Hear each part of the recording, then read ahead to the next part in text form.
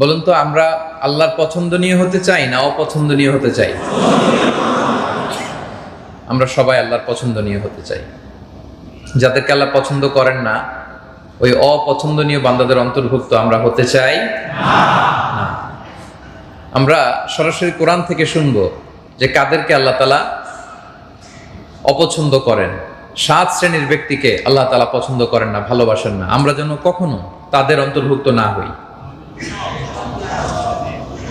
আমরা যেন কখনো তাদের অন্তর্ভুক্ত না হই। এই 7 শ্রেণীর ব্যক্তির মধ্যে প্রথম শ্রেণী হচ্ছে সীমা লঙ্ঘনকারী, যে আয়াত দিয়ে আমি আলোচনা শুরু করেছি। যারা লিমিট ক্রস করে, সীমা লঙ্ঘন করে, তাদেরকে আল্লাহ পছন্দ করেন না। আল্লাহ তাআলা বলছেন, ওয়াকাতিলু ফি সাবিলিল্লাহিল্লাযীনা ইউকাতিলুনাকুম ওয়ালা তা'তাদু। যারা তোমাদের বিরুদ্ধে যুদ্ধ করে, তোমরা তাদের বিরুদ্ধে সংগ্রাম করো, লড়াই করো, কিন্তু লড়াই করতে যে ওয়ালা তা'তাদু, সীমা লঙ্ঘন করো না, লিমিট ক্রস করো না। ইন্নাল্লাহা লা ইউহিব্বুল মু'তাদিন। আল্লাহ তাআলা সীমা লঙ্ঘনকারীদেরকে পছন্দ করেন না। We all should know our limits. আমাদের একটা লিমিট আছে, ওই লিমিটটা আমাদের জানা দরকার। ওই লিমিট ক্রস করলে খবর আছে। আল্লাহ সব সময় ধরেন না, কিন্তু যখন ধরেন, ইন্না বাতশা রাব্বিকা লাশাদীদ। আল্লাহর পাকড়াও বড় কড়া, ভয়ঙ্কর। আল্লাহর আযাব বড্ড ভয়ঙ্কর। তিনি সব সময় ধরে না, ধরলে ধরে না, ধরলে আল্লাহ অনেক রিমাইন্ডার দিবে, ওয়ার্নিং দিবে, এরপরে ধরবে। কিন্তু যখন ধরবে একেবারে খবর করে ছাড়বে। ঠিক কিনা বলেন? তাহলে আমরা সীমা লঙ্ঘনকারী হব না, ইনশাআল্লাহ বলেন। লিমিট ক্রস করব না, ইনশাআল্লাহ বলেন। এমনকি যুদ্ধের ময়দানে আল্লাহর হাবিব সাল্লাল্লাহু আলাইহি ওয়া আলিহি ওয়াসাল্লাম তিনি ঘোষণা করতেন, খবরদার, নারীদের গায়ে হাত তোলো না, শিশুদের গায়ে হাত তোলো না, বৃদ্ধদের গায়ে হাত তোলো না, উপাসনারত সন্ন্যাসীদের গায়ে হাত তোলো না। যারা তোমাদের বিরুদ্ধে অস্ত্র ধরেনি, তাদের বিরুদ্ধে অস্ত্র ধরো না। সীমা লঙ্ঘন করো না, খবরদার। এটা রাসূল সাল্লাল্লাহু আলাইহি ওয়াসাল্লামের স্পেশাল অর্ডার। এজন্য আমরা সীমা লঙ্ঘন করতে পারবো না। পৃথিবীতে আমাদের আগে যত জাতিগোষ্ঠীকে আল্লাহ তাআলা ধ্বংস করেছেন, তাদেরকে ধ্বংস করার মূল কারণ হচ্ছে সীমা লঙ্ঘন। একবার দুইবার আল্লাহর একটা দুইটা অর্ডার ভায়োলেট করলেই আল্লাহ তাআলা কাউকে শাস্তি দেন না। একবার দুইবার যদি আপনি ভায়োলেট করেন, আল্লাহ শাস্তি দিবেন না। কিন্তু বারবার ওয়ার্নিং দেওয়ার পরেও যখন আপনি লিমিট ক্রস করবেন, সীমা লঙ্ঘন করবেন, আল্লাহ তাআলার পাকড়াওয়ের আওতায় আপনি চলে আসবেন। আমরা যদি খেয়াল করে দেখি, সামুদ জাতির হেদায়েতের জন্য আল্লাহ তাআলা সালেহ আলাইহিস সালামকে পাঠিয়েছিলেন। দাওয়াতের যত মাধ্যম আছে সব কিছু দিয়ে, নানা ভঙ্গিতে তিনি দাওয়াত দিয়েছেন। একটার পর একটা যুক্তি দিয়ে, আয়াত দিয়ে, নিদর্শন দিয়ে দাওয়াত দিয়েছেন, কিন্তু তারা মানে নাই।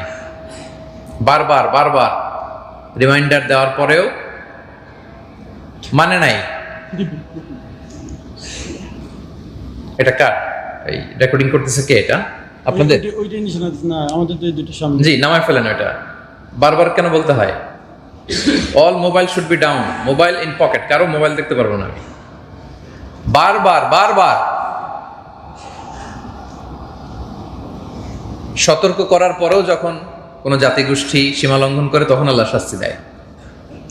তারা বাহানা ধরেছিল যে, সালেহ, তুমি যদি পাহাড়ের ভেতর থেকে একটা 10 মাসের গর্ভবতী উটনি বের করে আনতে পারো, ওই উট যদি এসেই বাচ্চা দেয় এবং দুধ দেয়, ওই দুধ খাওয়ার পরে আমরা তোমাকে নবী হিসেবে মানব। উনি বললেন, খবরদার, এটা দেখানোর পরে যদি ঈমান না আনো, তাহলে কিন্তু খবর আছে। দোয়া করলেন আল্লাহর কাছে। আল্লাহ তাআলা ঠিকই পাহাড় ভেদ করে 10 মাসের প্রেগনেন্ট একটা উটনি বের করে আনলেন। বাচ্চা হলো, দুধ দিল, সবাই দুধ খেলো। দুধ খাওয়ার পরে তারা বলে, সালেহ, তুমি তো অনেক বড় জাদুকর, পাহাড়ের ভেতরে তুমি ম্যাজিক ঢুকাইছো। এখানেই থামে নাই, তারা না কতুল্লাহ, আল্লাহর এই নিদর্শনে উটকে তারা হত্যা করেছে। বলেন, এটা লিমিট ক্রস করছে না? এত কিছু দিয়ে বোঝানোর পরেও, এত নিদর্শন দেওয়ার পরেও, তাদের মন মতো উট দেখানোর পরেও তারা আল্লাহর নিদর্শনকে যখন হত্যা করেছে, তখন আল্লাহ তাদেরকে পাকড়াও করেছেন। রজফা, সয়হা, প্রচন্ড বজ্র নিনাদ, শব্দ নিনাদ। সাইয়েদনা জিবরিল আলাইহিস সালাম এমন এক চিৎকার মেরেছেন, কওমে সামুদের প্রত্যেকে কানের পর্দা ফেটে লাশ হয়ে জমিনে পড়ে গিয়েছে, কারণ তারা সীমা লঙ্ঘন করেছিল। কি করেছিল? এমন আওয়াজ, সাউন্ড গ্রেনেড, শব্দ তরঙ্গ, কানের পর্দা ফেটে সব লাশ, কারণ তারা লিমিট ক্রস করেছে। আদ জাতির হেদায়েতের জন্য আল্লাহ তাআলা হুদ আলাইহিস সালামকে পাঠিয়েছিলেন। তিনিও দাওয়াত দিলেন, বারবার বারবার দাওয়াত দেওয়ার পরেও, সতর্ক করার পরেও যখন তারা থামে না, তখন আল্লাহ তাআলা তাদেরকেও শাস্তি দিলেন। প্রচন্ড শৈত্য প্রবাহ, রিহিন সারসার, প্রচন্ড শৈত্য প্রবাহ দিয়ে পুরো জাতিগোষ্ঠীকে আল্লাহ তাআলা ধ্বংস করে দিলেন। লূত আলাইহিস সালাম কওমে সাদুমের কাছে প্রেরিত হয়েছিলেন, দাওয়াত দিলেন তোমরা পবিত্রতা অর্জন করো। তাদের একটা বদ অভ্যাস ছিল, তারা পুরুষে পুরুষে আসক্ত হতো। তিনি বুঝালেন, নানা ভাবে বুঝানোর পরেও এরা থামে না। আল্লাহ তাআলা ফেরেশতা পাঠালেন পুরুষের আকৃতিতে, তাদের সাথে অপকর্ম করতে চাইলো, তখন আল্লাহ তাআলা শাস্তি দিলেন। তার মানে ভুল করলে, একটা অন্যায় করলে, একটা আদেশ ভায়োলেট করলেই আল্লাহ শাস্তি দেন না। বারবার বারবার সুযোগ দেওয়ার পরেও, সতর্ক করার পরেও যখন কেউ সীমা লঙ্ঘন করে, তখন আল্লাহ তাআলা পাকড়াও করেন। ফাজআলনা আলিয়াহা সাফিলাহা, আপ সাইডকে আল্লাহ তাআলা ডাউন সাইড করে দিয়েছেন। গোটা জমিনটাকে সাইয়েদনা জিবরাইল উঠিয়ে থপাস করে জমিনে আছাড় মেরেছেন। ওয়া আমতারনা আলাইহিম হিজারাতাম মিন সিজিলিন মানদুদ, পাথর বৃষ্টি দিয়ে, অ্যাসিড বৃষ্টি দিয়ে গোটা জাতিগোষ্ঠীকে আল্লাহ তাআলা ধ্বংস করেছেন। আপনি যদি ফেরাউনের কথা দেখেন, ফেরাউনকেও একটা দুইটা অন্যায়ের কারণেই আল্লাহ ধরে নাই। একটা না, দুইটা না, 9টা নিদর্শন আল্লাহ তাআলা দেখিয়েছেন। 9 আয়াত, 9টা নিদর্শন। এরপরও যখন সে মানে না, সীমা লঙ্ঘন করেছে, লিমিট ক্রস করেছে, আল্লাহ তাআলা খেয়াল রাখবেন, কখনো লিমিট ক্রস করাকে আল্লাহ পছন্দ করেন। ইন্নাল্লাহা লা ইউহিব্বুল মুআতাদিন, আল্লাহ তাআলা সীমা লঙ্ঘনকারীদেরকে পছন্দ করে না।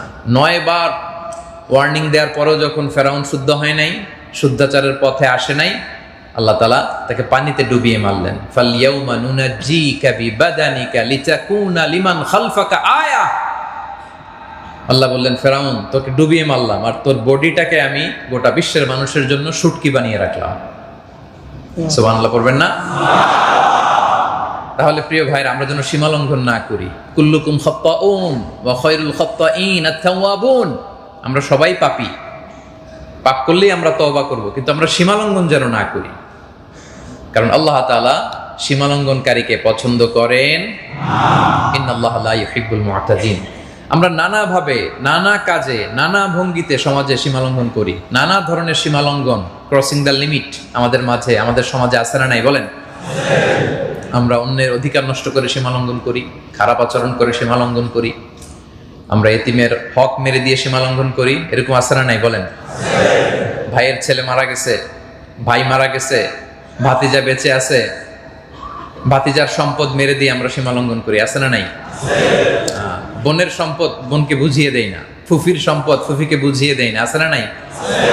নারীদের ক্ষেত্রে সীমা লঙ্ঘন করি, দায়িত্ব পেলে সীমা লঙ্ঘন করি,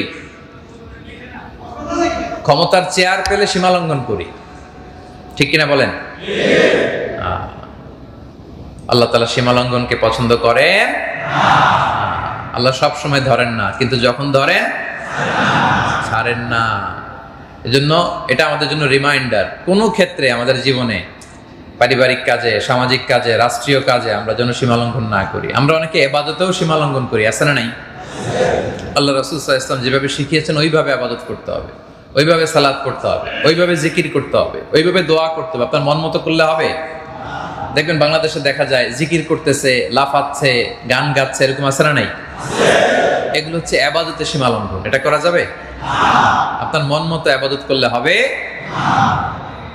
আপনি মধ্যম পন্থার সাথে আল্লাহ রাসূল সাল্লাল্লাহু আলাইহি ওয়াসাল্লাম যেভাবে শিখিয়েছেন ওইভাবে করতে হবে, তাইলে কবুল করবে কে? তাহলে সাবাআতুন লা ইউহিব্বুহুমুল্লাহ, এমন 7 শ্রেণীর ব্যক্তি যাদেরকে আল্লাহ পছন্দ করেন না। এর মধ্যে প্রথম শ্রেণী হচ্ছে আল মুআতাদুন, মানে সীমা লঙ্ঘনকারী।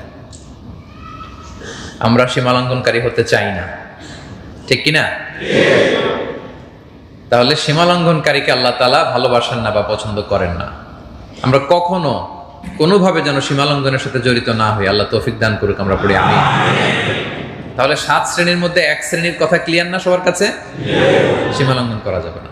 গেল 2 নাম্বার হচ্ছে, দ্বিতীয় যে শ্রেণীকে আল্লাহ তাআলা পছন্দ করেন না সেটা হচ্ছে আয-যালিমুন, মানে জালিম, অত্যাচারী। অত্যাচারীকে আল্লাহ তাআলা পছন্দ করেন না। আল্লাহ তাআলা বলছেন আল্লাহু লা ইউহিব্বুয-যালিমিন, আমি জালেমদের পছন্দ করি না। জালেমদেরকে আমি পছন্দ করি না। এবং আপনি যদি কারোর প্রতি জুলুম করেন, জুলম, operation in its any form, যে কোনো ধরনের জুলম, ওই যার উপর জুলম করলেন ওই মজলুম ক্ষমা না করলে স্বয়ং আল্লাহও ক্ষমা করে না। কথা বুঝতে পেরেছেন? মজলুম যদি ক্ষমা না করে আল্লাহও ক্ষমা করবে। আল্লাহ বলবে যার উপর জুলুম করেছো তার কাছ থেকে ক্ষমা। এটা হাক্কুল ইবাদ, হাক্কুল্লাহ, আল্লাহ ক্ষমা করে দিবে। সালাত ফরজ ছিল পড়েন নাই, রোজা রাখেন নাই, ভুল করছেন, আল্লাহ মাফ করবে। কিন্তু আপনি অন্যের হক নষ্ট করেছেন, এটা কি আল্লাহ মাফ করবে? এটা কিন্তু বড্ড ভয়ঙ্কর প্রিয় ভাইরা। আমরা যেন অন্যের অধিকার নষ্ট না করি। তাহলে এটা আমাদের মাথায় রাখতে হবে, মজলুম ক্ষমা না করলে কশ্চিনকালেও আল্লাহ তাকে ক্ষমা করবেন। এবং জুলুম যে আল্লাহ তাআলা হারাম করেছেন শুধু আমাদের জন্য না, সবার জন্য জুলুম হারাম। আমাদের জন্যও হারাম, আল্লাহর জন্যও হারাম। আই রিপিট, আমি আবার বলছি, জুলুম এটা আমাদের উপর যেমনি হারাম, আল্লাহর উপরও হারাম। আল্লাহ নিজেই নিজের উপরে জুলুমকে হারাম করেছেন। আল্লাহু আকবার। হাদিসে কুদসিতে আল্লাহ তাআলা বলেন, ইয়া ইবাদি ইন্নী হারামতু যুলমা আলা নাফসি ওয়া জাআলতুহু বাইনাকুম মুহাররামান ফালা তাযালামু। ও আমার বান্দারা, নিশ্চয় আমি জুলুমকে আমি আল্লাহ আমার নিজের উপর হারাম করেছি এবং এই জুলুমকে তোমাদের উপরও হারাম করেছি, ফলে ফালা তাযালামু, তোমরা একে অপরের উপর জুলুম করো। তাহলে আরেকটা তথ্য জানলাম যে জুলুম শুধু আমাদের জন্যই হারাম না। কার জন্য হারাম? হারাম করেছে কে? আল্লাহ নিজেই নিজের উপর জুলুমকে হারাম করেছেন। আল্লাহ তাআলা বলছেন, ওয়া আন্নাল্লাহা লাইসা বিযাল্লামিন লিল আবিদ, আমি কশ্চিনকালেও আমার কোনো বান্দার উপর আমি জুলুম করি না। কখনো তিনি জুলুম করেন না। এবং যারা দুনিয়াতে জুলুম করেছে, রাসূল সাল্লাল্লাহু আলাইহি ওয়াসাল্লাম বলেন, ইত্তাকু আয-যুলম ফা ইন্না যুলমা যুলুমাতুন ইয়াউমাল কিয়ামাহ, তোমরা জুলুম থেকে বেঁচে থাকো, কেননা জুলুম কিয়ামতের দিন জুলুমাত হবে, মানে অন্ধকার হবে। অন্ধকারচ্ছন্ন হয়ে জালিমের চারদিক থেকে ঘুটঘুটে অন্ধকার করে রাখবে। সে কিছুই দেখবে না, সে পুলসিরাত পার হতে পারবে না, সে সামনে প্রসিড করতে পারবে না। পুরো কিয়ামতের সময়টা তার জন্য অন্ধকার করে রাখবে কে? জুলুম কিয়ামতের দিন জুলুমাত হয়ে যাবে। এবং দুনিয়াতে যারা অন্যের সম্পদ জোর করে ভক্ষণ করেছে, জবরদখল করেছে, এরকম আছে না নাই? আমাদের দেশে এরকম ঘটে না? পাওয়ারফুল, ক্ষমতার দাপট, হ্যাঁ, এর জমি দখল করে ওর জমি কেড়ে নেয়, মিথ্যা দলিল বানায়, এরকম আছে না নাই? বলেন। রাসূল সাল্লাল্লাহু আলাইহি ওয়াসাল্লাম বলেন, মান যালামা কিদা শিবরিন মিনাল আরদ, অন্যের পুরো জমি মেরে দেয়া তো দূরের কথা, কিদা শিবর, 1 বিঘত পরিমাণ জমিন যদি কেউ জুলুম করে অন্যের থেকে খায়, তুবিকাহু মিন 7 আরাদিন, 7 জমিন কিয়ামতের দিন তার ঘাড়ে চাপানো হবে। আল্লাহ বলবে, খাও এবার জনমের মতো, এবার খাও। কয় বিঘত খাইছিল? জোরে বলেন। এই 1 বিঘতের কারণে 7 জমিন, 7 তাবাক জমিন তার কাঁধের উপরে চাপাবে কে? এজন্য খবরদার, ইন্নাল্লাহা লা ইউহিব্বুয যালিমিন, আল্লাহ তাআলা জালিমদেরকে পছন্দ করেন না। এবং রাসূল সাল্লাল্লাহু আলাইহি ওয়াসাল্লাম বড্ড ভয়ঙ্কর কথা বলেছেন। তিনি বলেছেন, ইত্তাকি দাওয়াতাল মাজলুম, তোমরা মজলুমের বদদোয়াকে ভয় করো। মজলুমের বদদোয়া, তার বুক ফাটা যে নিঃশ্বাস, তার যে কান্না, এটা ভয়ঙ্কর, তার অভিশাপ কিন্তু ভয়ঙ্কর। তোমরা মজলুমের বদদোয়াকে ভয়ঙ্কর করো। ফা ইন্নাহা লাইসা বাইনাহা ওয়া বাইনাল্লাহি হিজাব, কেননা মজলুমের বদদোয়া আর আল্লাহর মাঝে কোনো হিজাব থাকে না, পর্দা থাকে না। মজলুম হাত তুলে বদদোয়া করতে দেরি, মুহূর্তে বদদোয়া কবুল করে নেয় কে? এটা বড্ড ভয়ঙ্কর, এটা বড্ড ভয়ঙ্কর। এজন্য মজলুমের অভিশাপকে ভয় করো, মজলুমের কান্নাকে ভয় করো, মজলুমের বদদোয়াকে ভয় করো। মজলুমের বদদোয়া আর আল্লাহর মাঝে কোনো পর্দা থাকে না। মজলুমের কান্না কখনো বৃথা যায় না। জীবনের কোনো না কোনো সময়ে আপনাকে এই জুলুমের প্রায়শ্চিত্ত করে দুনিয়া থেকে বিদায় নিতে হবে, ঠিক কিনা বলেন? এর নমুনা আমাদের সামনে আছে না নাই? মজলুমের কান্না কি বৃথা গেছে? আসতে বলেন কেন, বৃথা গেছে? বৃথা যাবে না। Today or tomorrow, today or tomorrow এর প্রায়শ্চিত্ত করে আপনাকে যেতে হবে।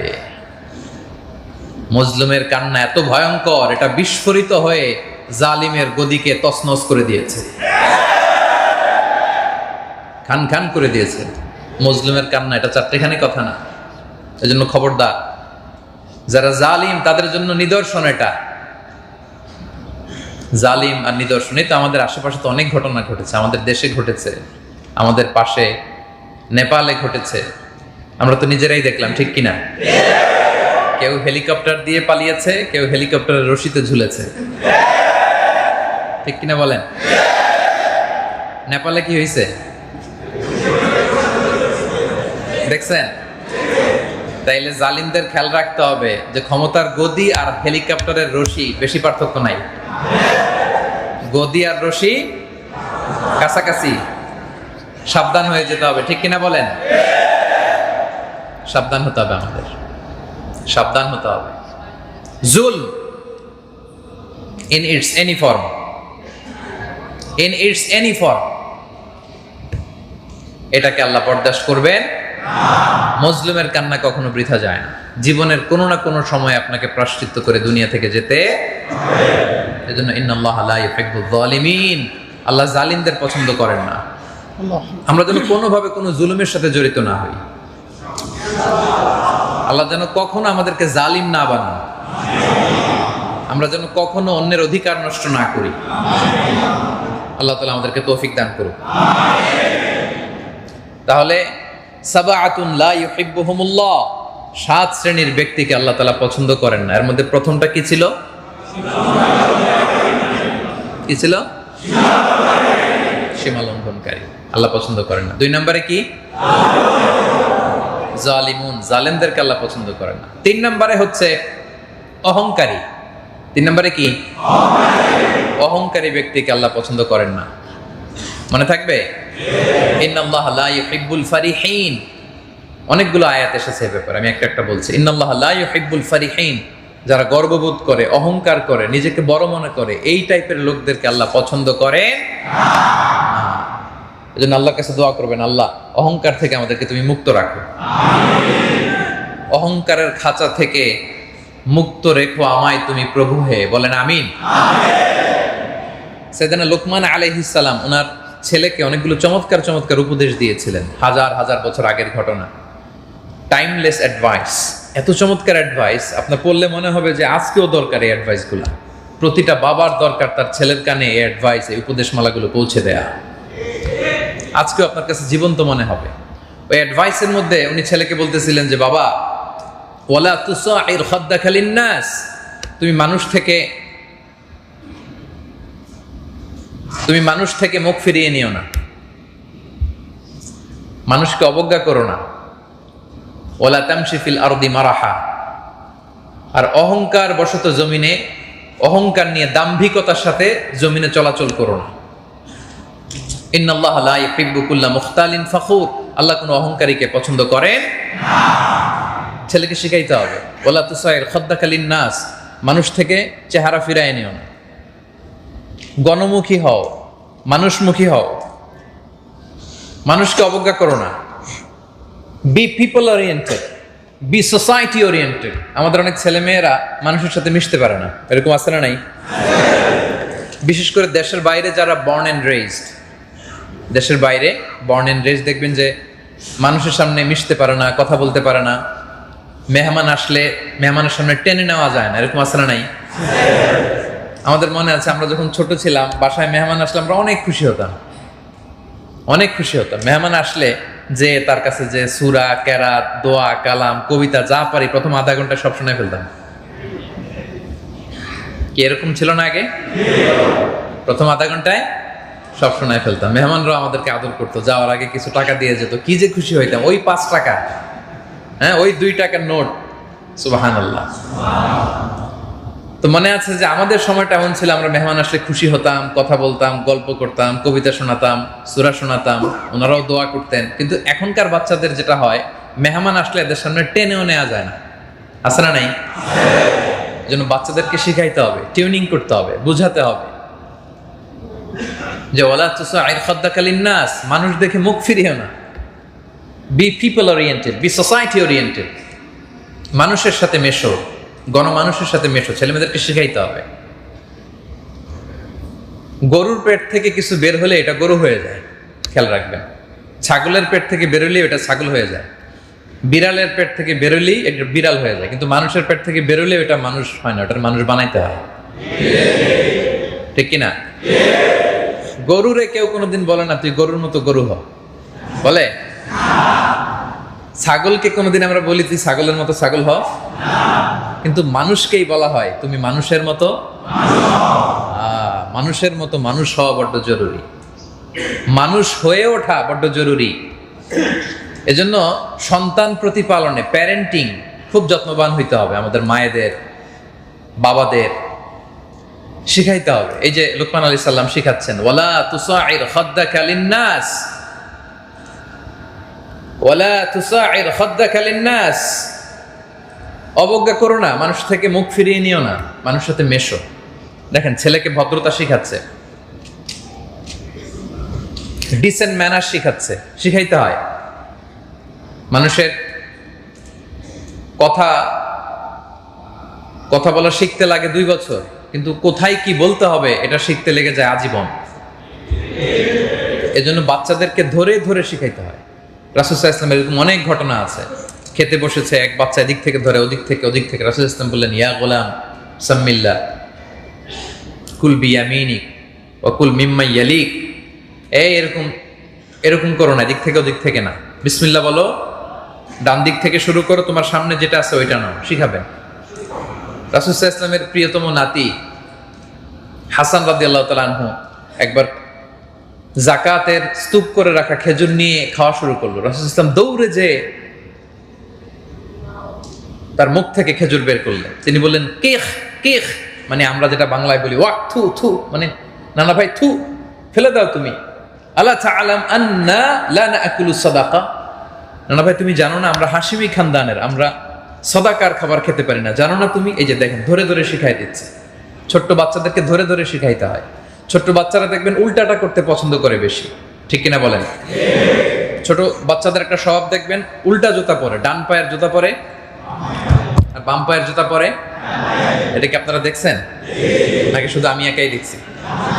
দেখছেন না আপনারা? ছোট বাচ্চারা এটা করে, এটা করবে ওই পায়ে, কেন যে করে আল্লাহ জানে, ওইটা পরে এই পায়ে। তো এরকম ধরে ধরে বাচ্চাদেরকে শিখাইতে হয়। লোকমান আলাইহিস সালাম শিখাচ্ছেন, ওয়ালা তুসাইর খাদ্দাকা লিন্নাস, মানুষকে অবজ্ঞা করো না, মুখ ফিরিয়ে নিও না।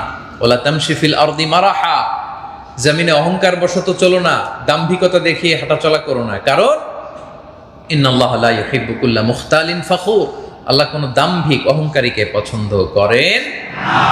ছেলেমেয়েদের শিখাইতে হবে যে কোনো বিশ্বাসী, কোনো মুসলিম সে অহংকারী হতে পারে না। এখানে 2টা শব্দ বললেন, মুখতাল আর ফাখুর। মুখতাল মানে যে মনে মনে নিজেকে বড় মনে করে, মুখতাল। আর ফাখুর মানে যে অন্যের সামনে প্রকাশ্যে নিজেকে বড় হিসেবে জাহির করে। এই দুটোই আল্লাহর কাছে অপছন্দনীয়। তাহলে এই যে অ্যারোগ্যান্স, ইগো, এগুলো থেকে আমাদেরকে মুক্ত থাকতে হবে। অনেকের ইগোইস্টিক প্রবলেম আছে, নিজেকে বড় মনে করে, নিজেকে বিনয়ের সাথে প্রেজেন্ট সে করতে পারে না। খেয়াল রাখবেন, নিজেকে বড় মনে করা এটা শয়তানের স্বভাব। রিপিট, আমি আবারও বলছি, নিজেকে বড় মনে করা কার স্বভাব? এটা শয়তানের স্বভাব। আল্লাহ তাআলা যখন বলেছেন সিজদায় লুটিয়ে পড়ো আদমের সামনে, তখন সে আল্লাহর কাছে যুক্তি দাঁড় করিয়েছে। ক্বালা আনা খায়রুম মিনহু খলাকতানি মিন নার ওয়া খলাকতাহু মিন তিন। আল্লাহ, আমি কেন সিজদা দিব? আমি তো সেরা, আমি তো বড়। এই যে শুরু হয়েছে, আমি তো বড়, আমি কেন সিজদা দিব? কারণ আপনি আমাকে সৃষ্টি করেছেন আগুন থেকে, আদমকে সৃষ্টি করেছেন মাটি থেকে। তো মাটি তো নিম্নগামী, আগুন তো ঊর্ধ্বগামী। ঊর্ধ্বগামী কোনো জিনিস নিম্নগামী কোনো জিনিসকে সিজদা করতে পারে? দেখছেন বুদ্ধি? কিভাবে তর্ক শুরু করছে? সে কিসের তৈরি?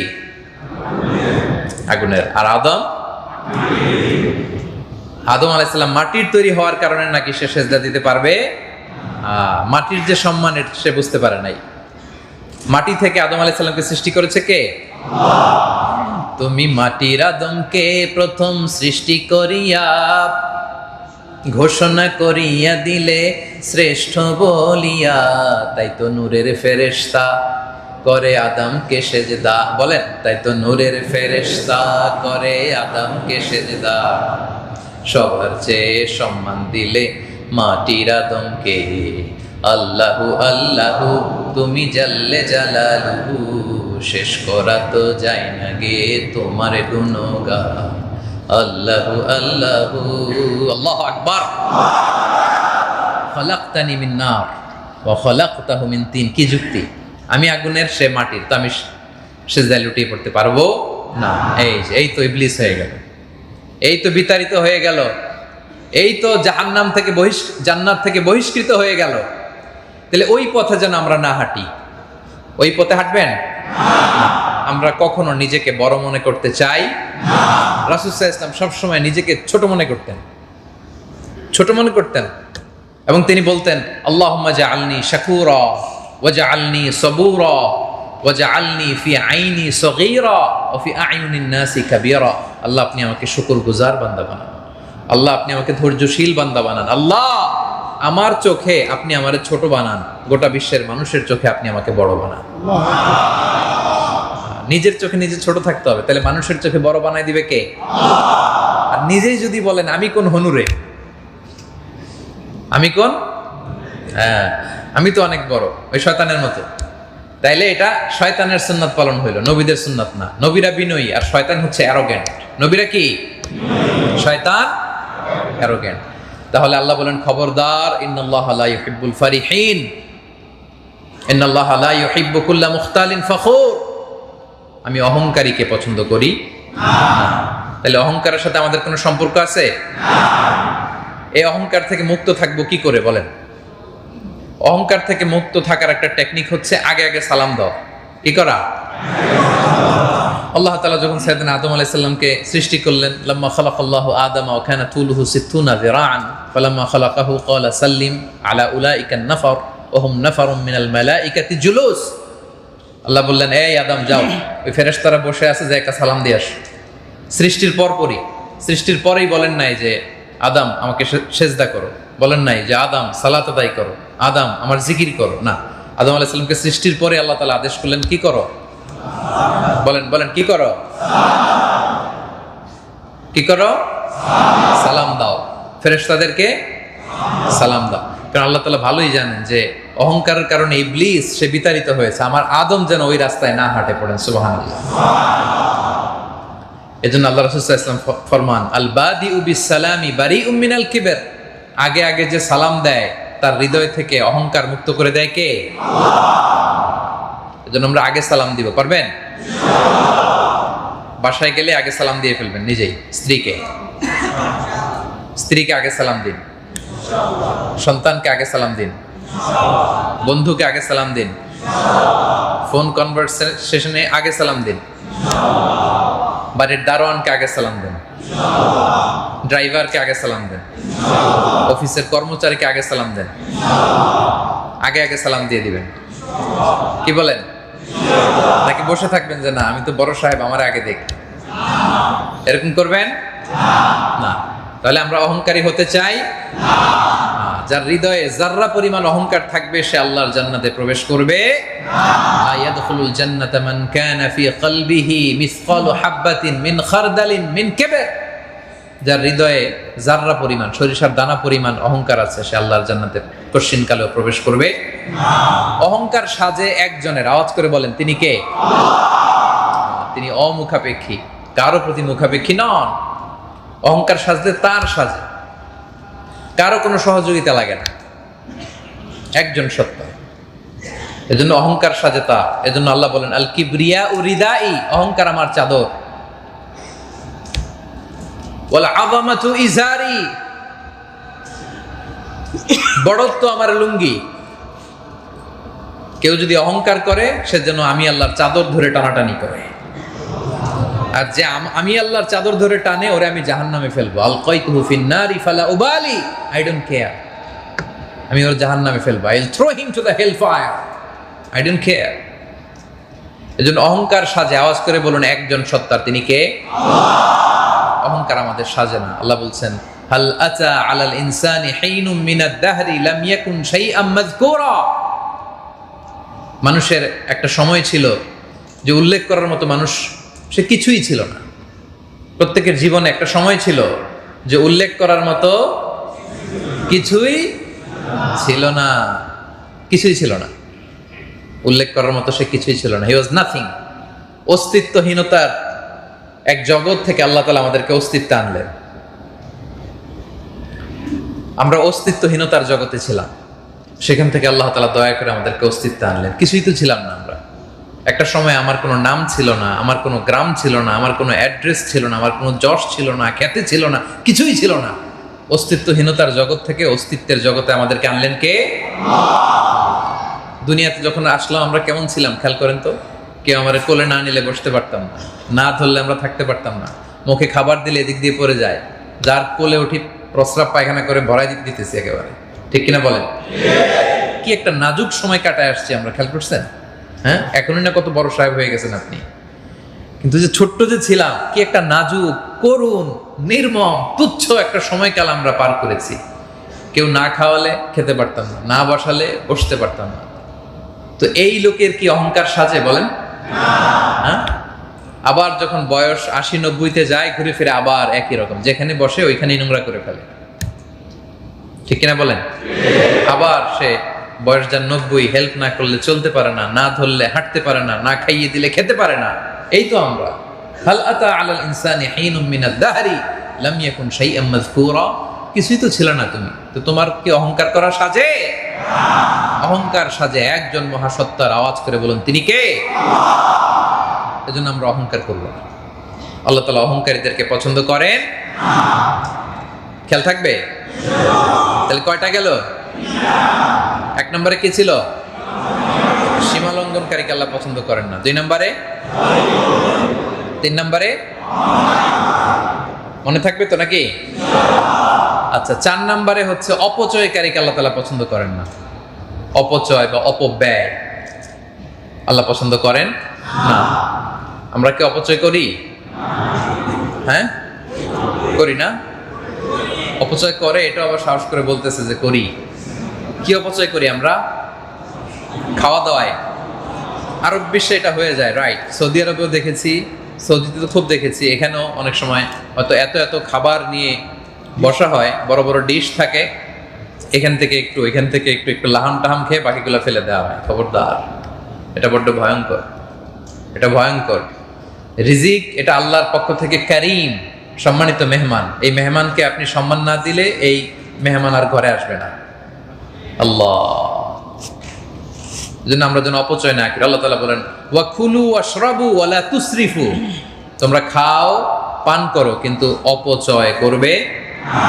ইন্নাহু লা ইউহিব্বুল মুসরিফিন, আল্লাহ তাআলা অপচয়কারী অপব্যয়কারীকে তিনি পছন্দ করেন না। তাহলে 4 নাম্বার হচ্ছে অপচয়কারী বা অপব্যয়কারী, তাদেরকে আল্লাহ ভালোবাসেন না, তাদেরকে আল্লাহ পছন্দ করেন না। তাহলে আমরা কি অপচয় করব বলেন? না, অপচয় করব না। মুমিনদের বৈশিষ্ট্য বলতে যে আল্লাহ তাআলা বলেন ওয়াল্লাযীনা ইযা আনফাকু লাম ইউসরিফু ওয়া লাম ইয়াকতুরু ওয়া কানা বাইনা যালিকা কাওয়ামা। বিশ্বাসীরা যখন দান করে তারা অপচয় করে না, কৃপণতাও করে না। মুমিন জীবনের সব কিছুতে থাকবে ব্যালেন্সড অ্যাপ্রোচ, মধ্যম পন্থা। তারা দানের ক্ষেত্রে কৃপণতাও করে না, অপচয়ও করে না, বরং ওয়া কানা বাইনা যালিকা কাওয়ামা, মাঝামাঝি। তাদের অবস্থান কি? মাঝামাঝি, মধ্যম পন্থা তারা অবলম্বন করে দানের ক্ষেত্রে। তাহলে অপচয়ের সাথে মুসলমানদের কোনো সম্পর্ক নাই। অন্য হাদিসে আল্লাহ রাসূল সাল্লাল্লাহু আলাইহি ওয়া আলিহি ওয়াসাল্লাম বলেন কুলু ওয়াশরাবু ওয়া তাসাদ্দাকু, তোমরা খাও, পান করো কিংবা দান করো, কোনো অসুবিধা নেই। আল্লাহ তাআলা আপনাকে সম্পদশালী বানিয়েছেন, আপনি বাড়ি করেন, আপনি গাড়ি কিনেন, আপনি হালাল পন্থায় দুনিয়ার যা উপভোগ করার করেন, কিন্তু অপচয় করা চলবে না। তাহলে খাও, পান করো কিংবা দান করো, ওয়ালবাসু, ভালো ভালো পোশাকও পরিধান করতে পারো, সমস্যা নাই, মা লাম ইউখালিফু ইসরাফ, যতক্ষণ না এটার সাথে অপচয় বা অপব্যয় জড়িত না হয়। যখনই অপচয় হবে তখনই এটা হারাম হয়ে যাবে। আমার প্রিয় কাতার প্রবাসী ভাইয়েরা, তাহলে আমরা কখনো খাওয়ার ক্ষেত্রে, কেনার ক্ষেত্রে, কোনো ক্ষেত্রে আমরা অপচয় করব না। অন্য আয়াতে আল্লাহ তাআলা বলেন ওয়ালা তুবাযযির তাবযীরা, অপচয় করো না। ইন্নাল মুবাযযিরিনা কানু ইখওয়ানা শায়াতিন, কারণ অপচয়কারী শয়তানের ভাই। অপচয়কারী কার ভাই? শয়তানের ভাই হওয়ার ইচ্ছা জাগে কার কার? হাত তোলেন। কারো ইচ্ছা জাগে? ওয়া কানা শাইতানু লিরাব্বিহি কাফুরা। আচ্ছা, যে শয়তানের ভাই ও নিজেও একটা কি? কথা বুঝতে পারেন নাই? আল্লাহ বললেন যে যে অপচয় করে সে শয়তানের। আচ্ছা, যে শয়তানের ভাই ও নিজেও একটা, আমি বলি নাই কিন্তু আপনারা বলছেন, সে নিজেও একটা। খবরদার, আমরা যেন অপচয় না করি। অপচয়কারীকে আল্লাহ পছন্দ করে না। আল্লাহ রাসূল সাল্লাল্লাহু আলাইহি ওয়া আলিহি ওয়াসাল্লাম একবার ঘরে প্রবেশ করলেন, আম্মা জান আয়েশা রাদিয়াল্লাহু তাআলা আনহার ঘরে। ঘরে ঢুকেই দেখলেন মাটিতে এক টুকরো খুবস, মানে টুকরো রুটি পড়ে আছে। এক টুকরো রুটি পড়ে আছে। ফাওয়াজাদা কিসরাতা খুবজিন মুলকাতিন আলাল আরদি ফাগাদিবান নবী। এই দৃশ্য দেখে আল্লাহ রাসূল সাল্লাল্লাহু আলাইহি ওয়াসাল্লাম রেগে গেলেন। রাসূল সাল্লাল্লাহু আলাইহি ওয়াসাল্লাম কি করলেন? রেগে গেলেন। রাসূল সাল্লাল্লাহু আলাইহি ওয়াসাল্লাম কখনো নিজের ব্যক্তিগত কারণে রাখতেন না, কখনো না, নেভার এভার। ওনাকে কেউ ফিজিক্যাল টর্চার করেছে, মেন্টালি টর্চার করেছে, গালি দিয়েছে, এই করেছে, সেই করেছে, উনি রাখতেন না। কিন্তু যখনই আল্লাহর কোনো বিধান লঙ্ঘিত হতো আল্লাহর হাবিব রেগে যেতেন। ঘরে ঢুকেই দেখলেন যে এক টুকরো রুটি জমিনে পড়ে আছে, দেখে রাসূল সাল্লাল্লাহু আলাইহি ওয়াসাল্লাম রেগে গেলেন। আর আয়েশা রাদিয়াল্লাহু তাআলা আনহাকে বললেন, ইয়া আয়েশা, খবরদার, খবরদার, এটা আল্লাহর পক্ষ থেকে মেহমান, রিজিক আল্লাহর পক্ষ থেকে মেহমান। এটা যখন তোমার ঘরে আসে, এটাকে যখন তুমি সম্মান করবে না, এই মেহমান তোমার ঘরে আর কখনো প্রবেশ করবে না। তুমি এটার গুরুত্ব দাও নাই, এটা আর তোমার ঘরে আসবে না। আল্লাহ রিজিক কেড়ে নিবে। রিজিক দেওয়ার মালিক কে? আল্লাহ। তুমি খবরদার, রিজিক নষ্ট করো না, অপচয় করো না। দেখেন এক টুকরো রুটি জমিনে পড়ে থাকাতে রাসূল সাল্লাল্লাহু আলাইহি ওয়াসাল্লাম রেগে গেলেন। আর আমরা কি পরিমাণে অপচয় করি বলেন? আপনারা তো বললেন যে ডিশের পর ডিশ আমরা ফেলে দেই না খেয়ে, এদিক দিয়ে একটু ধরলাম, ওদিক দিয়ে খেলাম, এরপরে এগুলো করা যাবে? তাহলে অপচয়ের সাথে আমাদের সম্পর্ক নাই। আমরা অপচয় করব না, অপব্যয় করব না, আমরা শয়তানের ভাই হব না। কি বলেন? আমরা মধ্যম পন্থা অবলম্বন করব। খরচের ক্ষেত্রে, খাওয়ার ক্ষেত্রে, পান করবার ক্ষেত্রে, পোশাক পরিধানের ক্ষেত্রে, যে কোনো সেক্টরে অর্থ ব্যয়ের ক্ষেত্রে আমরা অপচয় করব না। কারণ আল্লাহ তাআলা অপচয়কারীকে, অপব্যয়কারীকে তিনি পছন্দ করেন না। কটা গেল? আচ্ছা, 5 নম্বরে হচ্ছে খেয়ানতকারীকে আল্লাহ পছন্দ করেন না। খায়েন, খেয়ানতকারী বুঝেন তো? আমানত রাখা হয়েছে, আপনি কি করলেন? খেয়ানত করে দিলেন। বিশ্বাসঘাতক, কোন বিশ্বাসঘাতককে আল্লাহ পছন্দ করেন না। আল্লাহ বলেন ইন্নাল্লাহা লা ইউহিব্বুল খাইনিন, আল্লাহ তাআলা খেয়ানতকারীকে পছন্দ করেন না। তাহলে খেয়ানত করা যাবে না, বিশ্বাসঘাতকতা করা যাবে না। আল্লাহ রাসূল সাল্লাল্লাহু আলাইহি ওয়া আলিহি ওয়াসাল্লাম তিনি অত্যন্ত আমানতদার ছিলেন। সকল নবীরা আমানতদার ছিলেন, সকল নবীরা আমানতদার ছিলেন। বিশেষ করে রাসূল সাল্লাল্লাহু আলাইহি ওয়াসাল্লাম ওনার আমানতদারিতার কারণে, বিশ্বস্ততার কারণে গোটা মক্কায় ওনার প্রসিদ্ধি ছিল। গোটা মক্কায় প্রসিদ্ধি ছিল। এজন্য ওনাকে বলা হতো আস-সাদিক আল আমিন। কি বলা হতো? আস-সাদিক। আপনারা শুনছেন না যে রাসূল সাল্লাল্লাহু আলাইহি ওয়াসাল্লামের উপাধি ছিল আলামিন? বাংলা এটা বলে না? বাংলা কি বলে? আলামিন। এই আলামিন আসছে কোথা থেকে জানেন? আমিন, আমিনুন শব্দের সাথে আলিফ লাম লাগালে কি হয়? আল আমিন। আমিন এর সাথে আলিফ লাম লাগালে আল আমিন, ওইটারই বাংলায় আলামিন। রাসূল সাল্লাল্লাহু আলাইহি ওয়াসাল্লাম ছিলেন সত্যবাদী এবং আমানতদার। কতটা সত্যবাদী দেখেন, যখন রাসূল সাল্লাল্লাহু আলাইহি ওয়াসাল্লামের কাছে আদেশ আসলো যে তুমি দাওয়াত দাও প্রকাশ্যে, তিনি সাফা পাহাড়ের উপরে উঠে বললেন, ও আমার মক্কাবাসী, ও আমার পরিবারের বংশের লোকেরা, আমি যদি বলি যে পাহাড়ের পেছনে একদল ঘোড় সাওয়ার তোমাদেরকে অ্যাটাক করার জন্য বসে আছে, তোমরা কি বিশ্বাস করবা? সবাই এক বাক্যে, পুরো মক্কাবাসী এক বাক্যে বলতেছে অবশ্যই বিশ্বাস করব।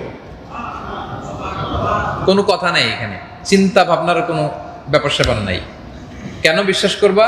বলে যে মা জাররাবনা মিনকা ইল্লা সিদকান, আমরা আমাদের পুরো জীবনে, তোমার বয়স তো 40 মুহাম্মদ, এই পুরো জীবনে তোমার থেকে একটা মিথ্যা কথা কোনোদিন শুনি নাই, এজন্য বিশ্বাস করবো। We have never ever experienced a single lie from you. তোমার গোটা জিন্দেগিতে একটা মিথ্যা শুনি নাই, এজন্য বিশ্বাস করবো। দেখেন, as-সাদিক আল আমিন, আমানতদার। কত আমানতদার! লোকজন সবাই রাসূল সাল্লাল্লাহু আলাইহি ওয়াসাল্লামের ঘরে আমানত রেখে যেত, রাসূল সাল্লাল্লাহু আলাইহি ওয়াসাল্লামের বাসায় এসে আমানত রেখে যেত। মুশরিক, ধর্মে ছিল মুশরিক, কিন্তু আমানত রাখতো কার কাছে? রাসূলুল্লাহ সাল্লাল্লাহু আলাইহি ওয়া সাল্লামের কাছে। চিন্তা করতে পারেন, রাসূল সাল্লাল্লাহু আলাইহি ওয়াসাল্লামের আদর্শ ধারণ করতেছে না, গ্রহণ করতেছে না, কিন্তু আমানত রেখে যায়। দল করে আবু জাহেলের, দল করে কার? আমানত রাখে কার কাছে? কারণ এটা খুব ভালো করেই জানে যে আবু জাহেলের কাছে যদি টাকার বাক্স রেখে যায়, টাকাও যাবে, বাক্স, টাকাও শেষ, টাকার বাক্স, এটা খুব ভালো করেই জানে। এজন্য মুহাম্মদ সাল্লাল্লাহু আলাইহি ওয়াসাল্লামের কাছে আমানত রেখে যায়। এবং হিজরতের সময় রাসূল সাল্লাল্লাহু আলাইহি ওয়াসাল্লাম আলী রাদিয়াল্লাহু তাআলা আনহুকে রেখে গিয়েছিলেন যে আলী, আমি আর আবু বকর চলে গেলাম, তুমি কয়েকদিন পরে যেও, কারণ মক্কাবাসীদের এত এত আমানত আমার ঘরে, এগুলো তো বুঝাই দিতে হবে। আল্লাহু আকবার। সাইয়েদনা আলী রাদিয়াল্লাহু তাআলা আনহু টানা 3 দিন মক্কাবাসীদের আমানতগুলো তাদের হাতে পৌঁছাতে সময় লেগেছিল। 3 দিন। কয়দিন? as-সাদিক আল আমিন, as-সাদিক আল আমিন। এবং মক্কাবাসীরা কোনো ঝগড়া লাগলেই, বিরোধে জড়ালেই রাসূল সাল্লাল্লাহু আলাইহি ওয়াসাল্লামকে দেখলে তারা বলতো জা আমিনুন রাদিনা বিহ, এই তো আলামিন চলে আসছে, তাহলে আর সমস্যা নেই, উনি ফয়সালা করে দিবে। সুবহানাল্লাহ। আপনারা কাবা ঘর যখন পুনর্নির্মাণ করা হয়, তখন হাজরুল আসওয়াদ, ব্ল্যাক স্টোন একটা পাথর আছে না, যেখানে কিস করতে হয়, চুমু দিতে হয়, জানেন না এটা? তো পুনর্নির্মাণের সময় ব্ল্যাক স্টোন কর্নার থেকে এই হাজরুল আসওয়াদকে সরিয়ে এক জায়গায় রাখা হলো। কাবা পুনর্নির্মাণ করা হলো, এবার ওই পাথরটাকে এনে জায়গা মতো রাখা হবে। এখন কে রাখবে, এই নিয়ে মক্কার মধ্যে বিরোধ। প্রতিটি গোত্রের লিডাররা বলতেছে আমরা রাখবো, কারণ এটা অনেক প্রেস্টিজিয়াস এন্ড ডিগনিফাইড একটা ইস্যু, এই সম্মান আমরা কাউকে দেব না, আমরা রাখবো। এই দল বলে আমরা রাখবো, ওই দল বলে আমরা রাখবো, আরেক দল বলে প্রয়োজনে রক্তের বন্যা বইয়ে দিব মক্কায়, কিন্তু এই পাথরকে স্পর্শ করতে কাউকে দেব। পাথর কয়টা? পাথর। আর 4 গোত্রের 4 জাতীয় নেতা, তারা বলে যে আমরা অন্য কাউরে ধরতে দেব না। তা এখন এটার তো কোনো সমাধান নাই। ইন দ্য মিন টাইম রাসূল সাল্লাল্লাহু আলাইহি ওয়াসাল্লাম যখন আসছে, এবার সবাই খুশি, বলে যা আমিনুন রাদিনা বিহ, এই তো আলামিন আসছে, সেই ফয়সালা দিবে। দেখেন রাসূল সাল্লাল্লাহু আলাইহি ওয়াসাল্লামকে আল্লাহ তাআলা কতটা বিচক্ষণতা দিয়েছেন। তিনি বলেন ঠিক আছে, একটা চাদর নিয়ে আস। এতক্ষণ বলতেছে যে অন্য কাউরে ধরতে দিবে না, নিজে রাখবো। তো রাসূল সাল্লাল্লাহু আলাইহি ওয়াসাল্লাম চাদর নিয়ে আসলো। এবার রাসূল সাল্লাল্লাহু আলাইহি ওয়াসাল্লাম 4 জাতীয় নেতাকে বললেন, 4 জাতীয় নেতা, আপনারা 4 চাদরের 4 কর্নারে ধরেন। এরা 4 জন 4 কর্নারে ধরছে। আর রাসূল সাল্লাল্লাহু আলাইহি ওয়াসাল্লাম নিজে ওনার মোবারক হাত দিয়ে হাজরে আসওয়াদ পাথর এনে চাদরের মাঝখানে রাখলেন। এতক্ষণ যে 4 নেতা বলছে কাউরে ধরতে দিব না, এদের মুখে আর এখন কোনো আওয়াজ নাই, সবাই খুশি, মহা খুশি। ওই যে চাদরের কোনা ধরতে পারছে, এই জন্য। এতক্ষণ ছিল যে পাথর কাউরে দিব না, এখন কি পাইছে? চাদরের, ওইটাতেই খুশি। এবার রাসূল সাল্লাল্লাহু আলাইহি ওয়াসাল্লাম বললেন আসেন জাতীয় 4 নেতা, আসেন আমার সাথে। রাসূল সাল্লাল্লাহু আলাইহি ওয়াসাল্লাম তাদেরকে নিয়ে এসে রুকনুল হাজারিল আসওয়াদ, যেটা যেই কর্নারে হাজারে আসওয়াদ সেট করতে হয়, রাসূল সাল্লাল্লাহু আলাইহি ওয়াসাল্লাম নিজে তার মোবারক হাত দিয়ে পাথরটা নিয়ে ওই জায়গায় রেখে দিলেন। তাহলে আসলে কি 4 নেতা পাথর ধরার কোনো সুযোগ পাইছে? কিন্তু তারপরে রাসূল সাল্লাল্লাহু আলাইহি ওয়াসাল্লামের বুদ্ধিমত্তার সামনে তারা হার মেনেছে। আল্লাহু আকবার। জা আমিনুন রাদিনা বিহ, আল আমিন ছিলেন তিনি, আল আমিন। এজন্য আমরা আমানতদার হব, আমরা খেয়ানতকারী হব না, আমরা বিশ্বাসঘাতক হব না। আমানত ব্যাপারটা অনেক ব্যাপক আমার ভাইয়েরা। কেউ আপনার কাছে একটা মোবাইল রেখে বললো ভাই 1 সপ্তাহ পরে নিব, এটা আপনি 1 সপ্তাহ পরে আবার বুঝাই দিবেন। এটা যেমনি আমানত, কেউ যদি বিশ্বাস করে আপনার কোনো একটা কথা বলে, এই কথাটাও আপনার কাছে রেখে দেওয়াটা আমানত, ঠিক কিনা? একজন বলল যে ভাই এই কথাটা কিন্তু কাউরে বললেন না, এটা আমানতের সাথে রাখবেন। দেখবেন ওই লোক আবার আমানতের সাথে অন্য সবাইরে বলে বেড়াচ্ছে, আসলে নাই? আমানতের সাথে পুরো এলাকার মধ্যে একেবারে সার্কুলেশন করে দিচ্ছে। না, এরকম করা যাবে। আমানত অনেক বড় ব্যাপার। সম্ভ্রান্ত লোকদের বৈশিষ্ট্য হচ্ছে তারা আমানতের খেয়ানত করে না। ইন্নাল্লাহা লা ইউহিব্বু মান কানা খাওয়ানান আসীমা। খেয়ানতকারীকে আল্লাহ পছন্দ করেন না, খবরদার। এবং মুনাফিকের একটা আলামত হচ্ছে তাদের কাছে আমানত রাখলে এটা খেয়ানত হয়। ওয়া ইযা তুমিনা খানা, মুনাফিকদের একটা আলামত, আমানত রাখলে কি করে? খেয়ানত করে। এখন বলেন, আমরা কি মুমিন হতে চাই না মুনাফিক? খবরদার। ইন্নাল্লাহা ইয়া'মুরুকুম আন তুআদ্দুল আমানাতি ইলা আহলিহা। আল্লাহর স্পেশাল ভার্ডিক্ট, স্পেশাল অর্ডার, যার আমানত তার কাছে পৌঁছে দাও। কার অর্ডার? এক বেদুইন এসে আল্লাহ রাসূল সাল্লাল্লাহু আলাইহি ওয়া আলিহি ওয়াসাল্লামকে প্রশ্ন করল, ইয়া রাসূলুল্লাহ মাতাস সাআ, কিয়ামত কবে হবে? রাসূল সাল্লাল্লাহু আলাইহি ওয়াসাল্লাম বললেন, ইযা দুইয়াতিল আমানাতু ফান্তাযিরিস সাআ। যখন আমানতের খেয়ানত হয়ে যাবে তখনই কিয়ামত হয়ে যাবে। বেদুইন বলে, কাইফা ইদাআতুহা, আমানতের আবার খেয়ানত হয় কেমনে? রাসূল সাল্লাল্লাহু আলাইহি ওয়াসাল্লাম বললেন, ইযা উসিদাল আমরু ইলা গায়রি আহলিহি ফান্তাযিরিস সাআ। যে লোক যে কাজের যোগ্য নয়, যে চেয়ারে বসার যোগ্য নয়, তাকে যখন ওই কাজ দেয়া হবে, ওই চেয়ারে বসিয়ে দেয়া হবে, তখনই কিয়ামত হয়ে যাবে। বলেন, এটার নমুনা আছে না নাই? চেয়ারের যোগ্য না, কিন্তু চেয়ার নিয়ে টানাটানি আছে। খবরদার, এটা আমানতের খেয়ানত। আমানত এটা অনেক ব্যাপক বিষয় আমার কাতার প্রবাসী প্রিয় ভাইরা, ব্যাপক, অনেক ব্যাপক। আমার যে সম্পদ আছে এটা আল্লাহর পক্ষ থেকে আমার কাছে আমানত। আমার যে পরিচিতি, আমার অর্থ, সম্পদ, সন্তান, ক্ষমতা, সবকিছু আল্লাহর পক্ষ থেকে আমার কাছে কি? এই প্রতিটা আমানতের ব্যাপারে জিজ্ঞেস করবে কে? সেদিন আল্লাহর সুপ্রিম কোর্টের কাঠগড়ায় প্রতিটি আমানতের ব্যাপারে আপনার কাছ থেকে জানতে চাইবে কে? যার কাজের যতটুকু পরিধি এটা তার আমানত। ধরেন যে এই মসজিদের ইমাম যিনি, এই পুরো মসজিদের ব্যবস্থাপনাটা তার কাছে আমানত। আপনি একটা স্কুল কমিটির প্রধান, পুরো স্কুল ম্যানেজমেন্ট এটা আপনার কাছে আমানত। আপনি একটা ইউনিয়ন পরিষদের চেয়ারম্যান, পুরো ইউনিয়ন পরিষদ আপনার কাছে আমানত। আপনি একটা নির্বাচনী এলাকার মেম্বার অফ দ্য পার্লামেন্ট, এই পুরো এলাকাটা আপনার কাছে আমানত। আপনি রাষ্ট্রপ্রধান, পুরো রাষ্ট্রটা আল্লাহর পক্ষ থেকে আপনার কাছে আমানত। এই আমানতের ব্যাপারে সেদিন আপনাকে জিজ্ঞেস করবে কে? এজন্য আমরা যেন কখনো খেয়ানত না করি, কারণ খেয়ানতকারীকে আল্লাহ তাআলা পছন্দ করেন। আমানতের খেয়ানতকে, বিশ্বাসঘাতকতাকে আল্লাহ তাআলা পছন্দ করেন না। তাহলে এই পয়েন্টটা ক্লিয়ার? আমরা খেয়ানতকারী হব না, কি বলেন? ইনশাআল্লাহ। তাহলে কয়টা গেল? 5টা। রইল কয়টা? 6 নম্বরে হচ্ছে ফাসাদ সৃষ্টিকারী, বিশৃঙ্খলা সৃষ্টিকারী, মুফসিদ। যারা মুফসিদুন, এই ফাসাদ সৃষ্টিকারীকে আল্লাহ তাআলা পছন্দ করেন। ইন্নাল্লাহা লা ইউহিব্বুল মুফসিদিন। আল্লাহ ফাসাদ সৃষ্টিকারীকে পছন্দ করেন না। ফাসাদ সৃষ্টি করা এটা অনেক বড় পাপ। বিপর্যয় সৃষ্টি করা সমাজে, আল্লাহ বিপর্যয় সৃষ্টিকারীদেরকে পছন্দ করেন না। যে কোনো ধরনের ফাসাদ, সামাজিক বিশৃঙ্খলা, অর্থনৈতিক বিশৃঙ্খলা, রাজনৈতিক বিশৃঙ্খলা আছে না নাই সমাজে? সামাজিক বিশৃঙ্খলা, আপনি একটা মিথ্যা ছড়াই দিলেন, ডিসইনফরমেশন ছড়াই দিলেন, হোক্স পর্যন্ত, মানে মিথ্যা নিউজ, হোক্স নিউজ ছড়াই দিলেন, রুমর ছড়াই দিলেন। এখন যে যুগ, আর্টিফিশিয়াল ইন্টেলিজেন্স দিয়ে ডিপ ফেক ছবি, ডিপ ফেক ভিডিও সমাজে ছড়ায় দেয়, পরে জানা গেল এটা ভুয়া। আছে না নাই? এজন্য আপনি কোনো কিছু না জেনে শেয়ার করবেন না সোশ্যাল মিডিয়াতে। বিশ্বাসীরা স্মার্ট হয়, দে ওয়ার্ক স্মার্টলি। এখন কোন নিউজ সত্য কোনটা মিথ্যা আপনি বুঝতে পারবেন না, আপনি ক্রস চেক করবেন। সংবাদের সত্যতা যাচাই করার জন্য আল্লাহ তাআলা আদেশ করেছেন, ইন জাআকুম ফাসিকুম বিনাবাইন ফাতাবায়ানু।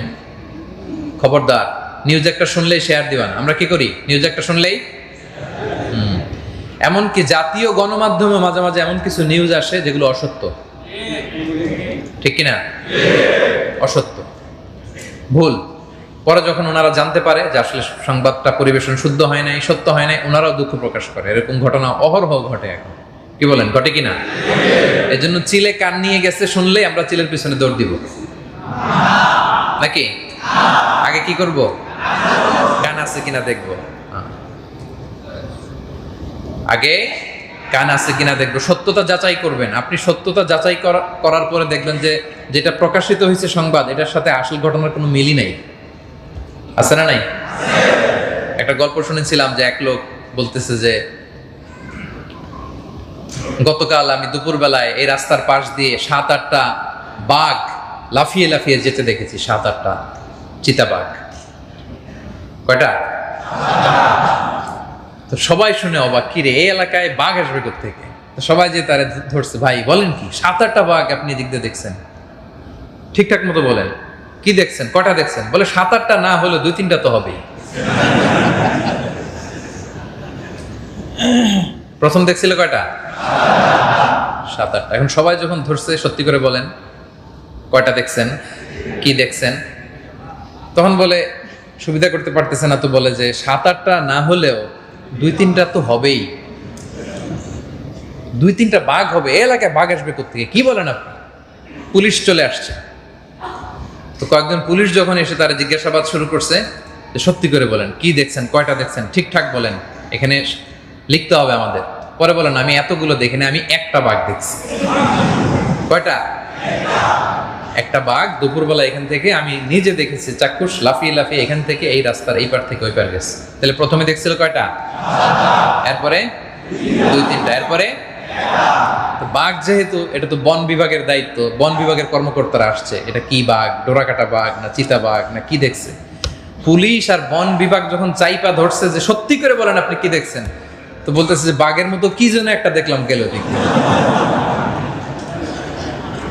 যখন সবাই চেপে ধরছে, বলে বাঘের মতো কি কি যেন একটা গেছে এদিক দিয়ে। প্রথমে দেখছিল কয়টা?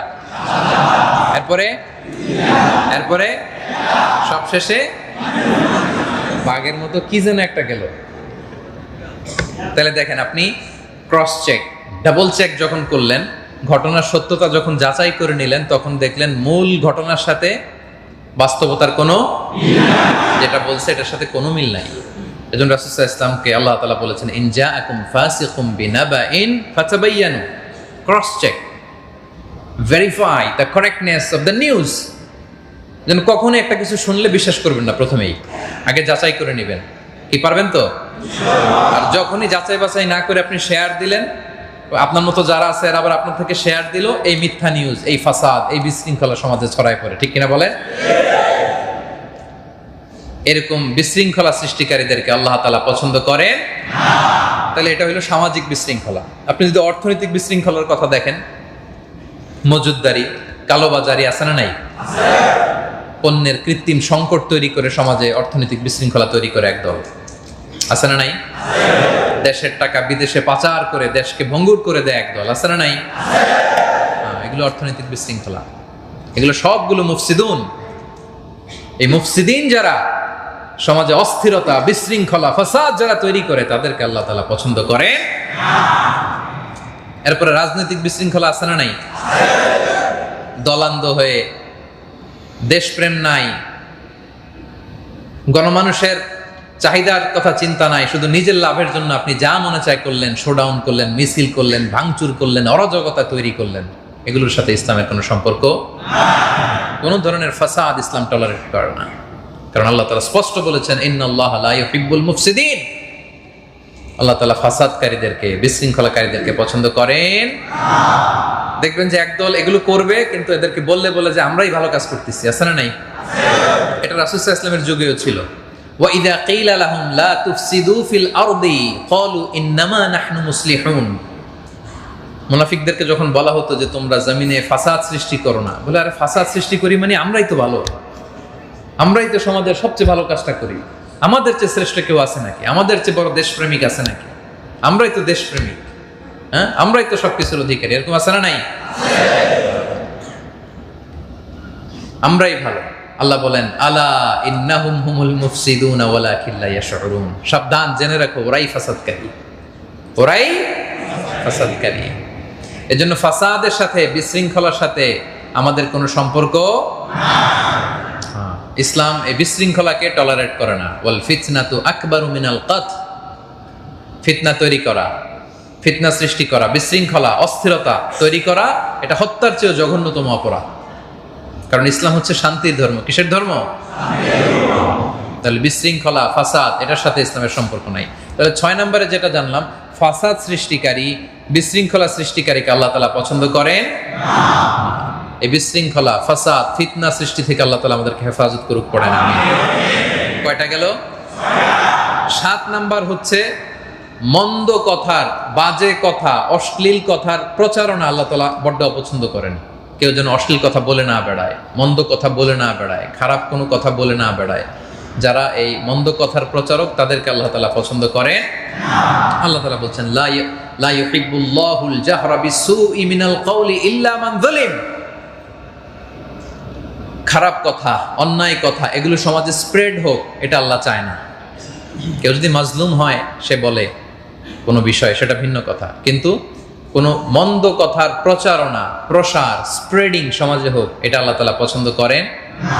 আমরা যদি রাসূল সাল্লাল্লাহু আলাইহি ওয়াসাল্লামের জীবনের দিকে তাকাই, দেখবো যে উনি সারা জিন্দেগিতে একটা অশ্লীল কথা বলেন নাই, একটা মিথ্যা কথা তিনি বলেন নাই। গোটা জিন্দেগিতে একবারের জন্য কাউকে গালি দেয় নাই, অভিশাপ দেয় নাই। সুবহানাল্লাহ। মা কানা রাসূলুল্লাহি সাল্লাল্লাহু আলাইহি ওয়াসাল্লাম সাব্বাবান ওয়ালা ফাহাশান ওয়ালা লাআনান। কখনো গালি দেয় নাই কাউকে, কখনো কটু কথা বলে নাই, অশ্লীল কথা বলে নাই, কখনো কাউকে লানত করে নাই। সুবহানাল্লাহ পড়বেন না? এবং যারা এই মন্দ কথা, মন্দ কাজ, অশ্লীলতার প্রচার প্রসার সমাজে করতে চায়, তাদের জন্য কঠিন আযাবের বন্দোবস্ত করে রেখেছেন কে? আল্লাহ তাআলা বলছেন, ইন্নাল্লাযীনা ইউহিব্বুনা আন তাশিআল ফাহিশাতু ফিল্লাযীনা আমানু লাহুম আযাবুন আলীমুন ফিদ দুনিয়া ওয়াল আখিরাহ। যারা চায় বিশ্বাসীদের মধ্যে ফাহিশা, অশ্লীলতা ছড়িয়ে পড়ুক, তাদের জন্য দুনিয়া এবং আখিরাতে মর্মন্তুদ শাস্তি প্রস্তুত করে রেখেছে কে?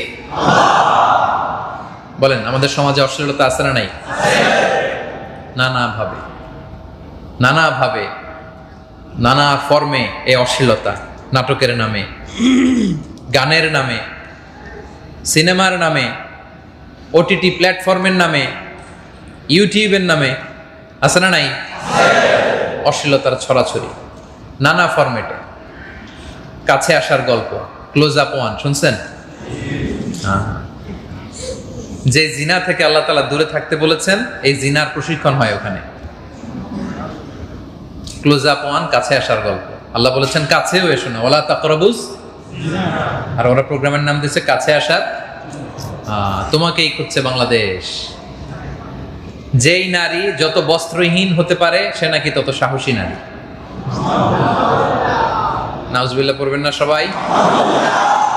এই অশ্লীলতার সাথে আমাদের কোনো সম্পর্ক নাই। আমরা যা বলবো, যা করব, এটা কল্যাণকর হইতে হবে, হালাল হইতে হবে। Your entertainment should be halal.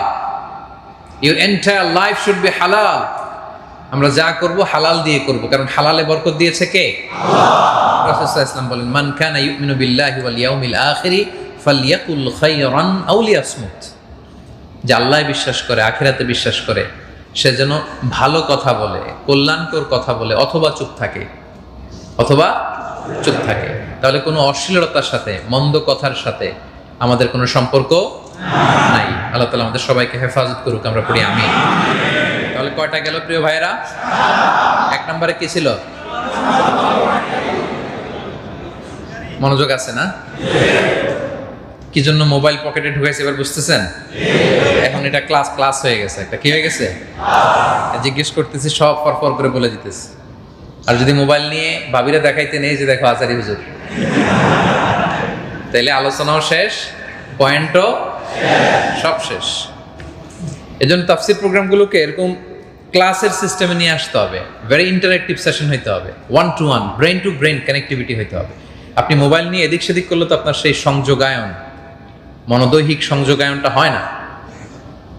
তাহলে যেই 7 শ্রেণীর ব্যক্তিকে আল্লাহ পছন্দ করেন না, সাবাআতুন লা ইউহিব্বুহুমুল্লাহ, যাদেরকে আল্লাহ পছন্দ করেন না, তাদের 1 নাম্বার হচ্ছে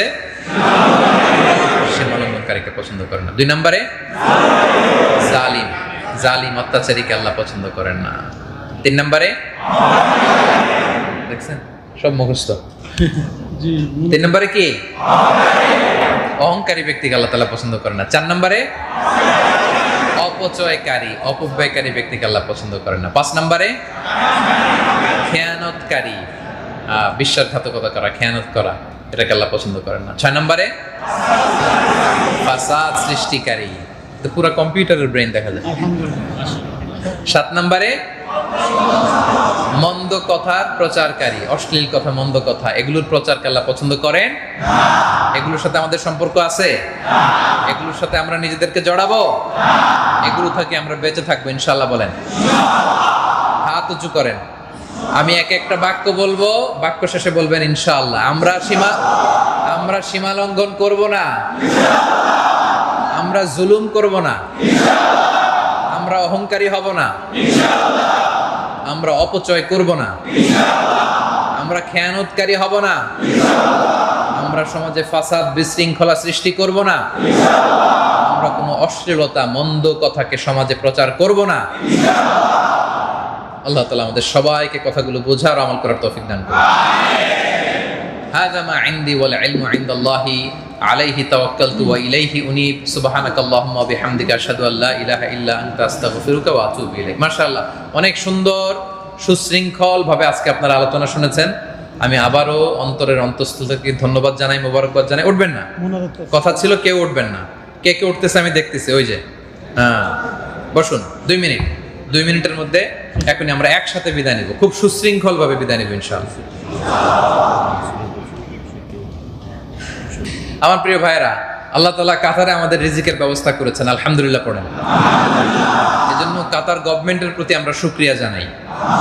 এবং এখানকার যত রুলস এন্ড রেগুলেশন আছে, নিয়ম কানুন, আপনি যে কোম্পানিতে কাজ করেন সেটার নিয়ম, এই দেশের নিয়ম, এই নিয়মগুলো আমরা মেনে চলবো, কি বলেন? আমাদের দ্বারা এই দেশের একটা আইনেরও লঙ্ঘন হবে না ইনশাআল্লাহ। এদেশের স্থানীয় সকল নিয়ম মেনে চলবেন তো? আল্লাহ আমাদের সবাইকে কথাগুলো বোঝার আমল করার তৌফিক দান করুক। আমরা একসাথে বিদায় নিব। যতগুলো কথা বলেছি কোরআন সুন্নাহর আলোকে বলেছি, বানিয়ে কিছু বলি নাই। তারপরেও আমার মনের অজান্তে কোনো মিস ইনফরমেশন যদি মুখ ফসকে বেরিয়ে যায়, সেগুলো যেন আল্লাহ তাআলা আপনাদের স্মৃতিপট থেকে মুছে দেয়, আমরা পড়ি আমিন। সত্য, সুন্দর, কল্যাণকর, হকের পক্ষে যা বলেছি তার সবটুকু আল্লাহ তাআলা আমাকে এবং আপনাদের সবাইকে আমলের তৌফিক দান করে, আমরা পড়ি আমিন। আল্লাহ তাআলা আপনাদের সবাইকে ভালো রাখুন, সুস্থ রাখুন, নিরাপদে রাখুন।